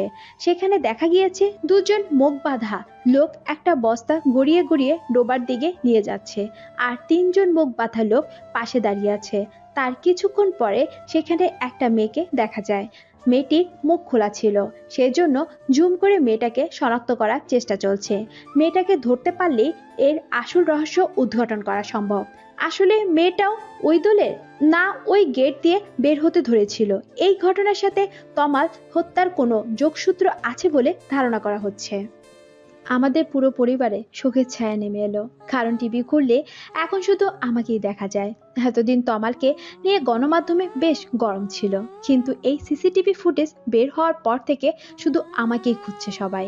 আমি বরাবরের মতো আজও নিশ্চুপ হয়ে রইলাম, কারণ আমাকে নিয়ে চিন্তা ভাবনার জন্য আমার পরিবার লোকই যথেষ্ট। যে যেমন ভালোবাসে আমাকে, সে তেমনভাবেই তার মতামত প্রকাশ করতে লাগলো। আশেপাশের লোক কি বলবে, সমাজে মুখ দেখাবো কেমনে, এই টেনশনে আমার আম্মু শেষ হয়ে যাচ্ছে। আমার ছবি মিডিয়া অবধি গিয়েছে। কেউ কেউ তো ভাবছে সন্ত্রাসীদের সাথে আমারও হাত আছে। এখন আমাকে কে বিয়ে করবে? দাদি এই ভেবে সারাদিন হা হুতাশ করছে। ওদিকে আমার ভাই চিন্তা করছে, কখন বুঝি সন্ত্রাসীরা তার বোনকে উঠিয়ে নিয়ে যায়, আর কখন বুঝি তার এই পরিবারের উপর হামলা চালায়। সবার এমন টেনশন দেখে আমার মাঝে মাঝে ইচ্ছে করছে মিডিয়ার সামনে গিয়ে সব সত্যি বলে দেই, কারণ আমি তো অপরাধ করিনি। তাহলে কিসের এত লুকোচুরি? কিন্তু আমার পরিবার সবাই একটু বেশি বেশি বোঝে। তারা চায় না আমি আর নতুন করে প্রতিটা চ্যানেলে ব্রেকিং নিউজ হই। তারা বুঝতেই পারছে না যে এইভাবে লুকিয়ে থেকে সন্দেহের মাত্রা আরো বেড়ে যাচ্ছে। আমরা বর্তমানে আমাদের গ্রামের বাড়ি আছি, শহর থেকে অনেক অনেক দূর, একদম অজপাড়া গায়ে এটা। তবে এখানে চুপটি করে বসে থাকলে তো আর সংসার চলবে না, কারণ ভাইয়া শহরে জব করে। গ্রামে থেকে সে কি করবে? এই জন্য ভাইয়া আমাদের রেখে আবার শহরে চলে গেছে। কিন্তু 2 দিন যায় 3 দিন যায়, ভাইয়া আর আসে না। আমরা ভাবলাম হয়তো ছুটির দিন আসবে, তবে মোবাইলটা বন্ধ থাকায় আমাদের ভীষণ দুশ্চিন্তা হতে লাগলো। হঠাৎ 4র্থ দিনের মাথায় ভাইয়ার বন্ধুরা এলো গ্রামে। আমরা সবাইকে দেখে ভীষণ অবাক হলাম, কারণ ভাইয়া ছাড়া আর কেউ জানে না আমরা এখানে আছি। সবার মুখ চোখ দেখে বুঝতে পারলাম খারাপ কিছু ঘটেছে। আমি তখন ভাইয়ার বন্ধু লিখনকে জিজ্ঞাসা করলাম, অয়ন ভাইয়া কোথায়? তখন তিনি বললেন, অয়নকে পুলিশ ধরে নিয়ে গেছে, কারণ তমাল হত্যার পিছনে অয়নকে সন্দেহ করা হচ্ছে। কথাটা শোনা মাত্রই আমরা সবাই শক খেয়ে গেলাম। এটা কি করে সম্ভব? তমাল ভাইয়ার বেস্ট ফ্রেন্ড হয়, তাছাড়া তমালের সাথে ভাইয়ার কোনো শত্রুতাও নেই, তাহলে ভাইয়া কেন তমালকে মারতে যাবে? তখন লিখন বলল, আসলে তমাল মারা যাওয়ার আগের দিন অয়নের সাথে একটু ঝামেলা হয়েছিল। তর্ক করতে করতে একসময় দুজন দুইজনের উপরে অ্যাটাকও করে। এটা অনেকেই দেখেছে, কেউ কেউ ভিডিও করে রেখেছে। তবে এই বিষয়টাকে কেউ গুরুত্ব না দিলে এখন গুরুত্ব দিচ্ছে, কারণ তোমাকেও সন্ত্রাসীদের সাথে দেখা গিয়েছে সিসিটিভি ফুটেজে, যা ইতিমধ্যে ভাইরাল। সেজন্য ধারণা করা হচ্ছে তুমিও ছিলে তোমার ভাইয়ার সাথে। কথাটা শোনা মাত্রই আকাশ থেকে মাটিতে পড়ে গেলাম। এটা কি শুনছি আমি? এই পরিস্থিতিতে আমার কি করা উচিত, আর আমি এখন কি করব? কিছুতেই মাথা ঢুকছে না। তবুও নিজেকে সামনে নিয়ে বললাম, আপনারা আসলেই পাগল হয়েছেন। আমি কেন এরকম একটা কাজ করতে যাব? তাছাড়া আমি আমার ভাইকে যথেষ্ট চিনি। সেই দিন 5 জন সন্ত্রাসী ছিল, যা আমি নিজের চোখে দেখেছি। তাদের মধ্যে অয়ন ভাইয়া ছিল না। অয়ন ভাইয়া কখনোই এই কাজ করতে পারে না। ভাইয়ার বন্ধুটি তখন বলল, আইন প্রমাণে বিশ্বাস করে, এভাবে মুখের কথা কিচ্ছু হবে না। তাছাড়া তোমরা পালিয়ে বেড়াচ্ছ দেখে সবাই আরো বেশি সন্দেহ করছে। আমি কথাটা শোনা মাত্রই আম্মু আর দাদির দিকে তাকালাম। শুধুমাত্র এই লোক দুটোর জন্যই আজ এত কিছু হলো। আমি আর একটা কথাও বললাম না, চুপচাপ রেডি হয়ে আসলাম। আমাকে দেখা মাত্র আম্মু আর দাদি এগিয়ে এলো। এই তুই কই যাচ্ছিস? না, যাবি না কোথাও।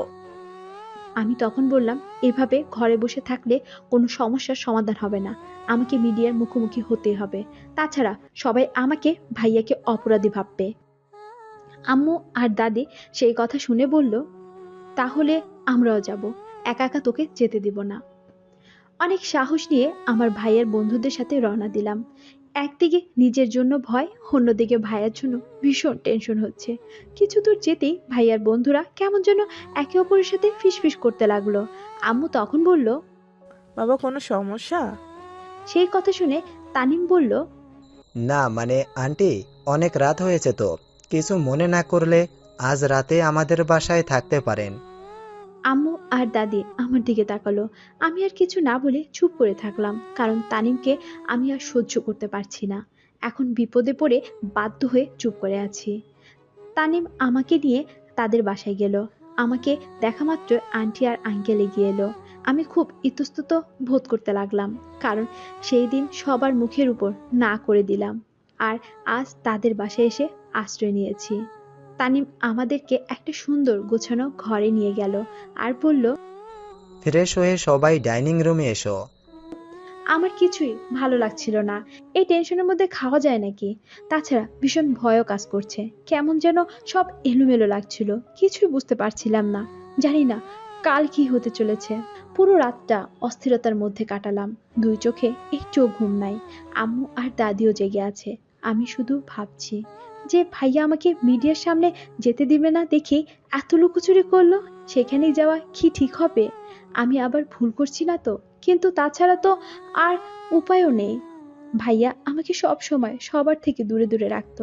আজ এমন এক পরিস্থিতিতে পড়েছি যে আমার নাম সবার মুখে মুখে। দূরের মসজিদ থেকে ফজরের আজানের ধ্বনি ভেসে উঠল।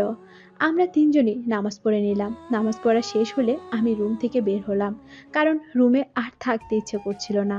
হঠাৎ তানিম পিছন দিক থেকে বলল, কিছু লাগবে তোমার? আমি চমকে উঠে বললাম, এই বলে রুমের দিকে যেতে ধরলাম। হঠাৎ তানিম আমার হাত ধরে বলল, Atasi, I love you so much. Please মুখ ফিরিয়ে নিও না। আচ্ছা মানছি আমি মিথ্যে বলেছি, কিন্তু আমার ভালোবাসা তো আর মিথ্যে না। তানিমের এমন কথায় আমি পুরোই অবাক।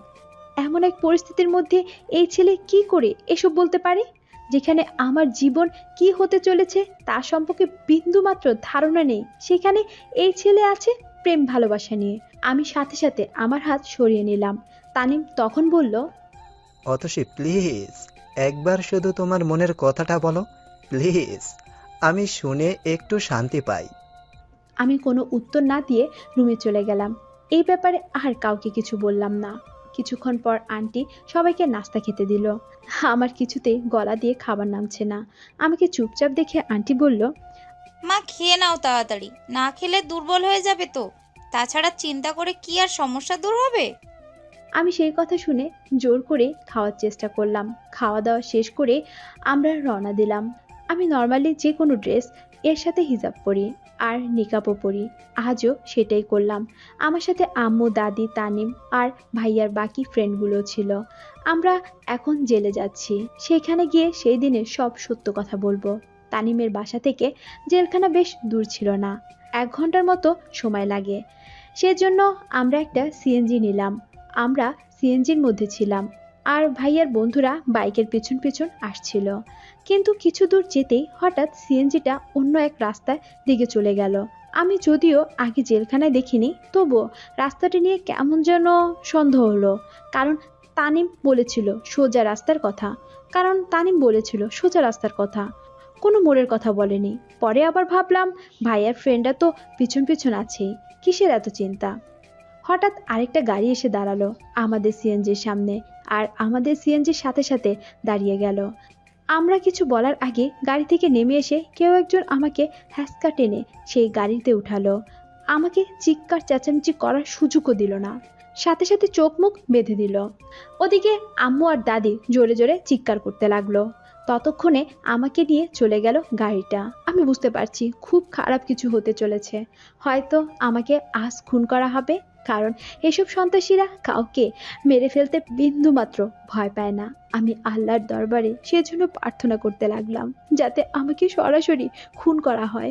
আমার মান সম্মান যেন ঠিক থাকে, আমার ইজ্জতের যেন কোনো ক্ষতি না হয়। সন্ত্রাসীরা ভেবেছে আমি হয়তো তাদেরকে চিনতে পেরেছি, সেজন্য আজ সবার নাম বলে দিব পুলিশকে। কিন্তু আমি তো কাউকে চিনিনি, আর তাদের ব্যাপারে কোনো কিছু বলতেও পারতাম না পুলিশকে। সন্ত্রাসীগুলো হঠাৎ গাড়ি থামিয়ে আমাকে নামালো। বুঝতে পারলাম তাদের আস্তানায় এখন আমি। একজন আমাকে টেনে নিয়ে যাচ্ছে।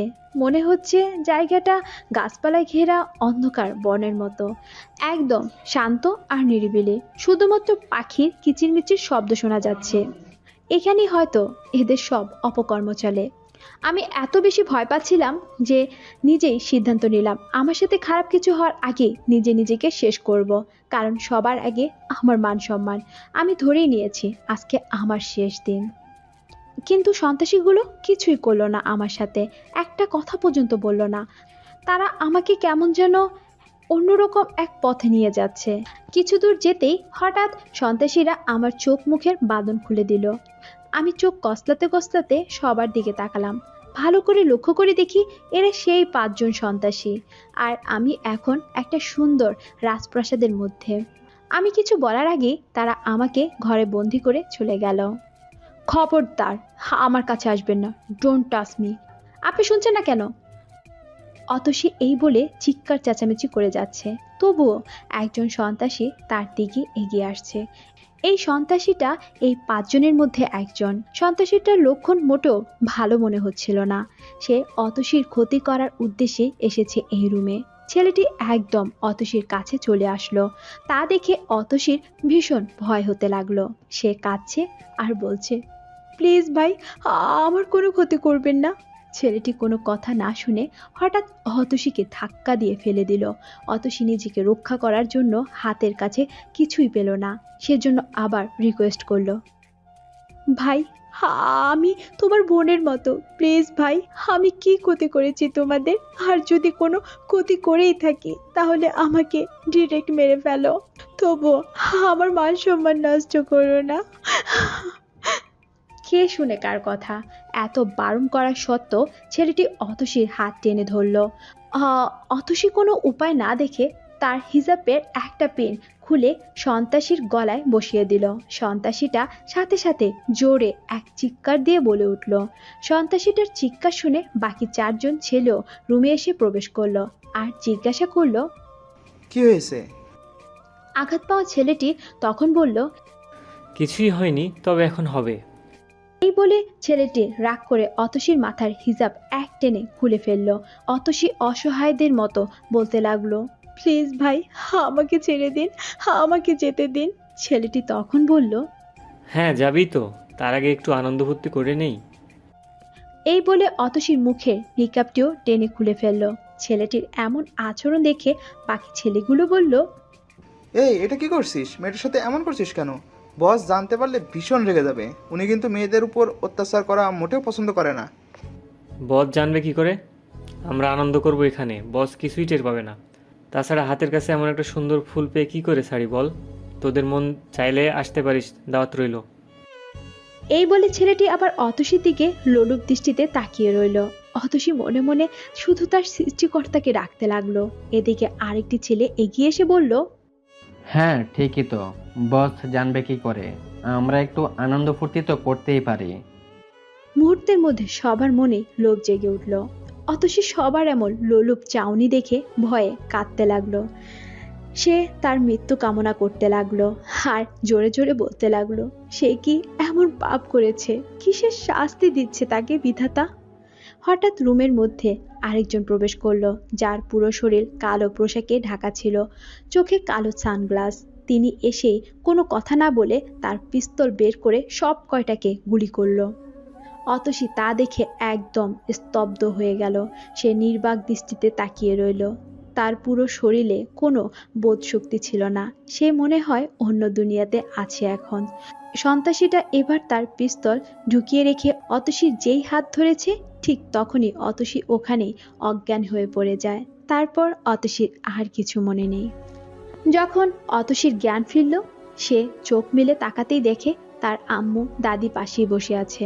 অতসী সবাইকে দেখে তাড়াতাড়ি করে উঠে বসলো, কারণ তার বিশ্বাসই হচ্ছে না যে সে এখানে। অতসীর আম্মু অতসীকে জড়িয়ে ধরে কাঁদতে লাগলো আর বলতে লাগলো, মা তুই ঠিক আছিস? কোথায় ছিলি তুই? অতসী তখন বলল, আম্মু, আমি এখানে কিভাবে এলাম? অতসীর আম্মু তখন বলল, কি বলছিস এসব? তুই তো নিজেই এসেছিস, বারান্দায় অজ্ঞান হয়ে পড়েছিলি। অতসী তখন মনে মনে ভাবল, এটা কি করে হতে পারে? সে তো সন্ত্রাসীদের আস্তানায় ছিল, তাহলে কি এই সন্ত্রাসীটাই তাকে এখানে রেখে গেছে? কিন্তু সন্ত্রাসীটা এই ঠিকানা পেল কোথায়? কারণ এটা তো তানিমের বাড়ি।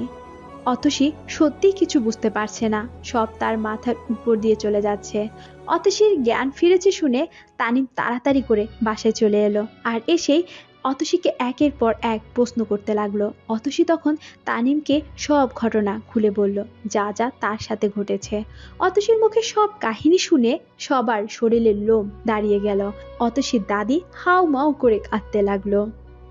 বড় বিপদের হাত থেকে বেঁচে গেছে অতসী, তা না হলে আজ কি যে হতো। তানিম তখন বলল, তুমি আর ভয় পেও না অতসী, আমি পুলিশের কাছে জিডি করে এসেছি। যা যা হয়েছে তুমি সব পরিষ্কার করে বলবে, কিছুক্ষণ পর মিডিয়ার লোক আসবে।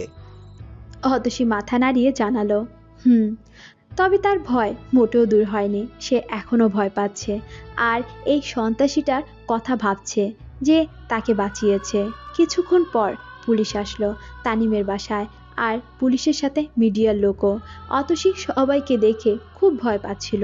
সবার সামনে সে কি করে এসব বলবে, কিন্তু তানিম অতসীকে সাহস দিয়ে বলল, এভাবে ভয় পেলে হবে না, সব কিছু পরিষ্কার করে বলতে হবে। তুমি নির্ভয়ে সব কিছু বলো। অতসী তানিমের কথা শুনে সেই দিনে সেই ঘটনার কথা বলল, যেটার ভিডিও গণমাধ্যমে ভাইরাল হয়েছে। অতসী এটাও বলল কিভাবে তাকে কিডন্যাপ করা হয়েছে আর কিভাবে একজন তাকে বাঁচিয়েছে। অতসীর মুখে পুরো কাহিনী শুনে সবাই সবার দিকে তাকাতে লাগলো, কারণ ঘটনাটা সত্যি অবাস্তবের মতো ছিল। এমন ঘটনা সত্যি বিশ্বাসযোগ্য নয়। অতসী এবার সবার সামনে জোরে জোরে করে কাঁদতে লাগলো আর বলল, আমার ভাইয়াকে তাড়াতাড়ি করে ছেড়ে দিন। আমার ভাই কখনো কাউকে খুন করতে পারে না। ভাই ছাড়া আমাদের কেউ নেই। পুলিশ তখন বলল, আপনারা ভালো একজন আইনজীবীর সাথে কথা বলেন, উনি নির্দোষ হলে অবশ্যই ছাড়া পাবেন। এ বলে সবাই চলে গেল। সকল নিউজ চ্যানেল এখন শুধু অতসীর কাহিনী। এমন লোমহর্ষণ ঘটনা শুনে সবাই বেশ অবাক হচ্ছে, কারণ আজ অতসীর সাথে অনেক খারাপ কিছুই হতে পারত। হয়তো তাকে হত্যাও করতে পারত, কিংবা হত্যা করে বস্তায় ভরে ফেলে দেওয়া হতো। কেউ কেউ বলছে মেয়েটার কপাল ভালো। এই ঘটনার পর থেকে অতসী একদম অন্যরকম হয়ে গেছে। সে সব সময় চুপচাপ ঘরের মধ্যে বসে থাকে, কারোর সাথে কোনো কথা বলে না বা বলতেও চায় না। তারা তানিমের বাড়িতেই রয়ে গেল, কারণ তানিম আর তানিমের ফ্যামিলি অতসীদের তাদের নিজের বাড়িতে আর যেতে দিল না, অয়ন জেল থেকে না আসা পর্যন্ত। এভাবে একা ছাড়া যায় না, যেহেতু অতসীর উপর একবার হামলা হয়েছে, কে জানে আবার কোন বিপদ হয়। অতসী চুপচাপ বারান্দায় বসে আছে আর বাহিরের দিকে তাকিয়ে তাকিয়ে দেখছে কি থেকে কি হয়ে গেল। তার চোখের সামনে শুধু এই ঘটনাই এখন ভাসছে। ছেলেটা একেবারে কি করে 5 জনকে শেষ করে দিল। হঠাৎ তানিম এলো সেখানে। অতসী তানিমকে দেখে চমকে উঠল। ভয় পেলে? না, এখানে চুপচাপ বসে আছো যে? এমনিতেই। তুমি ভার্সিটিতে কবে থেকে যাবে? ভাইয়া জেল থেকে আসুক। কেন? এখন গেলে কি প্রবলেম? আমার মন ভালো নেই, সেজন্যই কিছু ভালো লাগছে না। এই মুহূর্তে পড়াশোনা মনোযোগ দেওয়া মোটেও সম্ভব হবে না। সব কিছু ভুলে যাওয়ার চেষ্টা করো অতসী। ভাবো কিছুই হয়নি। যত তাড়াতাড়ি ভুলে যাবে তত তোমার জন্য ভালো হবে। কালকে রেডি থাকো, কাল থেকে আমি তোমায় ভার্সিটি নিয়ে যাব। কিন্তু আপনার না অফিস আছে, আপনি কি করে নিয়ে যাবেন? তোমাকে ভার্সিটিতে রেখেই তবে আমি অফিসে যাব। এই আমি তামিম চলে গেল। একজন অবিবাহিত মেয়ে এভাবে তানিমের বাসায় থাকতে পারে না। নানা মানুষ নানা কথা বলবে, সেজন্য অতসীর আম্মু আর দাদি ঠিক করেছে 2-1 দিন পরে এই নিয়ে কথা বলবে। এমনিতে অতসীকে নিয়ে নানা গুঞ্জন ছড়িয়ে পড়েছে। কেউ কেউ তো বলছে সন্ত্রাসীরা কি এমনি এমনি ছেড়ে দিয়েছে, কিছু না কিছু তো হয়েছে। অতসী এসব শুনতে চায় না দেখেই বাসা থেকে বের হচ্ছে না। পরের দিন তানিম রেডি হয়ে অতসীকে ডাকতে এলো। এসে দেখে অতসী রেডি না হয়ে শুয়ে আছে। তানিমকে দেখে অতসীর আম্মু বলল, বাবা তুমি অফিসে চলে যাও, আমি নিয়ে যাব অতসীকে। কেন আন্টি? অতসীর আম্মু তখন বলল, বাবা মন খারাপ করো না, তোমার সাথে অতসীকে দেখলে আবার নতুন করে কানা ঘষা শুরু করে দিবে। এমনিতেই মেয়েটার মান সম্মান একেবারে শেষ হয়ে গেছে। ঠিক আছে আন্টি, সাবধানে যাবেন। কোনো সমস্যা হলে ফোন দিবেন আমাকে। ঠিক আছে বাবা। এই কথা বলে তানিম অফিসে চলে গেল। এদিকে অতসীকে নিয়ে তার আম্মু গেল ভার্সিটিতে। ভার্সিটিতে যেতেই সবাই অতসীকে ঘিরে ধরল, কারণ অতসীকে এখন এক নামে সবাই চেনে। এই কয়েকদিনে তো কম নিউজ হয়নি তাকে নিয়ে। আজ যে অতসী ভার্সিটিতে এসেছে সেটা নিয়েও হয়তো নিউজ হবে। সবাইকে এইভাবে আসতে দেখে অতসীর আম্মু শুধু বলছে, প্লিজ তোমরা কেউ ওকে আর এসব নিয়ে প্রশ্ন করো না, প্লিজ সাইড দাও আমাদের। কিন্তু কেউ কোনো কথাই শুনল না। হঠাৎ সেখানে ভার্সিটির বড় ভাইরা আসলো, এসেই ধমক দিল সবাইকে। কি হচ্ছে এখানে, এত ভিড় কেন? আমরা একটু ইন্টারভিউ নিচ্ছি অতিশীর। সেই কথা শোনা মাত্রই ভার্সিটির ভাইগুলো বলল, অনেক হয়েছে ইন্টারভিউ, এবার একটু মেয়েটাকে ছাড় দাও। ওকে স্বাভাবিক জীবনে ফিরে আসতে সাহায্য করো সবাই। ও এমনিতেই ভীষণ শক পেয়েছে। তোমরা যদি এভাবে ওকে একই বিষয় নিয়ে প্রশ্ন করো তাহলে ও হয়তো আর ভার্সিটিতে আসতেই চাইবে না। ভার্সিটির বড় ভাইগুলোর কথা শুনে সবাই চলে গেল, শুধু অতসীর বান্ধবীরা থাকলো। অতসী এতক্ষণ নিচু মুখ হয়েছিল, সে সবাইকে যাওয়া দেখে এবার তার মাথাটা উপরে উঠালো। হঠাৎ সে খেয়াল করলো দূরে ভার্সিটির বড় ভাই ইভান বাইকের উপর বসে আছে। তিনি অতসীর দিকেই তাকিয়ে আছেন। অতসী তখন তার দৃষ্টি ফিরিয়ে নিল আর বড় ভাইগুলোকে ধন্যবাদ জানিয়ে সেখান থেকে চলে গেল। আসসালামু আলাইকুম ভাইয়া, কেমন আছেন? জি ভালো। আপনি আমার থেকে যেন কয় টাকা পান ভুলে গেছি।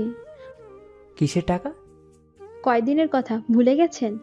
ওই যে সেই দিন আপনার বাইক ভেঙে গিয়েছিল আমাকে বাঁচানোর জন্য। ও হ্যাঁ, মনে পড়েছে। দিতে হবে না ওই টাকা। এই বলে ইভান চলে গেল, সাথে তার কয়েকজন ফ্রেন্ডও আছে। আরে কই যাচ্ছেন? এই বলে অতসী ইভানের পিছু পিছু চলে গেল, কিন্তু ইভান তার আগে বাইকে চড়ে বাইক স্টার্ট দিল। এই যে ভাইয়া, কি হলো? পুরো কথা শুনে যান। টাইম নেই আমার, কাজ আছে। অতসীর এমন সাহস দেখে ইভানের বন্ধুরা বেশ অবাক হলো। অতসী এমন ফ্রেন্ডলি ভাবে কথা বলছে কেন ইভানের সাথে? এদিকে অতসী একটা খাতা আর কলম বের করে বলল, ভাইয়া প্লিজ এই কাগজে লিখে দিন একটু আপনি কত টাকা পান আমার কাছে। সেই কথা শুনে ইভান গাড়ি থামালো আর বলল, বললাম তো লাগবে না, এক কথা বোঝো না? অতসী তখন বলল, আচ্ছা ঠিক আছে, তাহলে এটা লিখে দিন যে আমি অতসীর কাছে কোনো টাকা পাই না, সব টাকা মাফ করে দিয়েছি। আজব মেয়ে তুমি, তোমার আসলেই মাথা খারাপ। কি ভুলভাল বলছো? প্লিজ না করবেন না। আর তাছাড়া এই কয়টা টাকার জন্য আমি তোজকের আগুনে পুড়তে চাই না, সেজন্য সব দেনা পাওনা আজই মিটমাট করতে চাই। ইভান তখন তার আরেক ফ্রেন্ডকে বলল, শুভ্র, দে তো একটু লিখে। এইসব পাগল যে কই থেকে আসে? না না, উনি লিখলে হবে না। আমি কি ওনার বাইক ভেঙেছি? না না, উনি আমার থেকে টাকা পায়। হুম। তুমি তো আচ্ছা বেয়াদব মেয়ে। আমি তোমার ভার্সিটির বড় ভাই হই, তোমার ক্লাসমেট না। এভাবে জিদ করবে না। ইভানের বন্ধু শুভ্র এবার বাইক থেকে নেমে আসলো আর ইভানকে বলল, কি ব্যাপার দোস্ত, এই মেয়েটা তোর সাথে এমন করছে কেন? কি লেখার কথা বলছে? আর কিসের বাইক ভেঙেছে? কিসের টাকা পাস? ইভান তখন বলল, তুই আবার নেমে এলি কেন? যা বাইক স্টার্ট দে, মাথা তার ছেঁড়ে আছে। এই বলেই ইভান নিজের বাইক স্টার্ট দিল। অতসী তখন বলল, আপনি এভাবে যেতে পারেন না, থামেন বলছি। ইভান অতসীর কথায় কান না দিয়ে সেখান থেকে চলে গেল।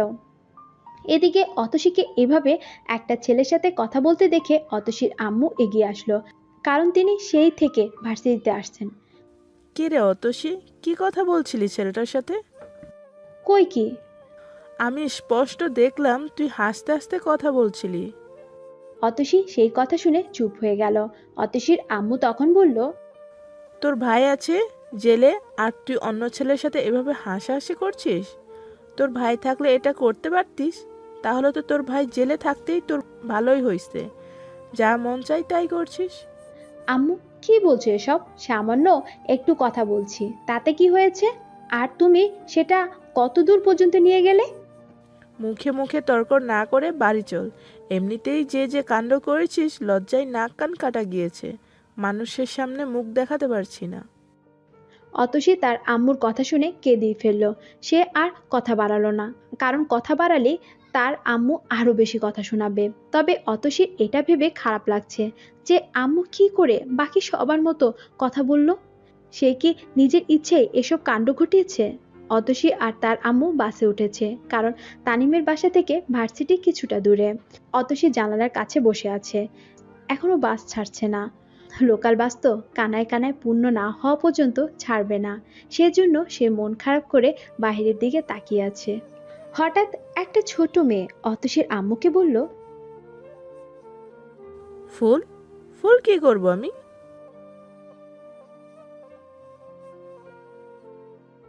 না লাগবে না ফুল। অতসী তখন বলল, আম্মু দাও না 10 টাকা। অতসীর আম্মু তখন বলল, সে টাকা আমি কই পাবো? আমার কাছে কি কোনো এক্সট্রা টাকা আছে? অয়ন যে কোথায় টাকা রেখে গেছে সেটাও তো জানি না। আমার কাছে যে টাকা আছে সেটা দিয়ে আজকাল চলবে, তারপর যে কিভাবে চলবো উপরওয়ালাই ভালো জানে। মেয়েটি তখন বলল,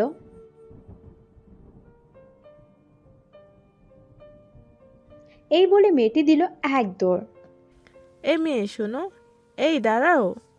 কিন্তু মেয়েটি আর দাঁড়ালো না। সেজন্য অতসীর আম্মু ফুলের তোড়াটি তার হাতেই রাখলো আর অতসীর সাথে গল্প করতে লাগলো। আমি ঠিক করেছি কাল একবার জেলে যাব, অয়নের সাথে কথা বলতে হবে। আমরা এখন কিভাবে চলবো, কই টাকা পাবো, সেগুলো আনতে হবে। এই বলে অতসীর আম্মু অনর্গল কথা বলেই যাচ্ছে। অতসী তখন বলল, আম্মু প্লিজ তুমি ভাইয়াকে এসব বলো না, ও খুব টেনশন করবে। দেখি আমি কিছু করতে পারি কি না। তুই কি করবি? কি আর করব, টিউশনি করব। আমাদের বিথি আন্টি কতদিন বলেছে ওনার মেয়ে রুহিকে প্রাইভেট পড়াতে, ভাইয়ার ভয়ে পড়ায়নি। যতদিন ভাইয়া না আসে ততদিন পড়াবো। তাহলে না আমাদেরকে বাসা যেতে হবে? হ্যাঁ, বাসাতেই যাব। এভাবে তানিম ভাইয়াদের বাসায় থাকাটা ঠিক মনে হচ্ছে না আমার। আর কতদিন থাকবো ওনাদের এখানে? হ্যাঁ, আমি আর তোর দাদিও সেটাই ভেবেছি। মানুষজন কি মনে করে কে জানে, এ নিয়ে কথা বলতে হবে ওদের সাথে। অতসী আর তার আম্মু গল্প করতে আছে, ওদিকে গাড়িও স্টার্ট দিল। হঠাৎ অতসীর ফুলের তোড়াটার দিকে চোখ পড়ে গেল। অতসী এক মুহূর্ত দেরি না করে ফুলের তোড়াটি হাতে নিয়ে বাসের দরজায় গিয়ে খুঁজতে লাগলো মেয়েটিকে, কিন্তু মেয়েটিকে আর খুঁজে পেল না। সেজন্য সে ফুলগুলো নিয়ে আবার তার সিটে এসে বসলো আর মেয়েটির জন্য আফসোস করতে লাগলো। ইস, মেয়েটির কত বড় ক্ষতি হয়ে গেল। অতসী আরও ভেবেছিল মেয়েটি যখন ফুলের তোড়াটা নিয়ে আসবে তখন সে তার কাছে 10 টাকাও দিয়ে দিবে, কিন্তু মেয়েটি কই, এখনো আসছে না কেন? মেয়েটি আর এলো না। এজন্য অতসী ফুলের তোড়াটা হাতে নিয়েই তানিমের বাসার ভিতরে প্রবেশ করলো।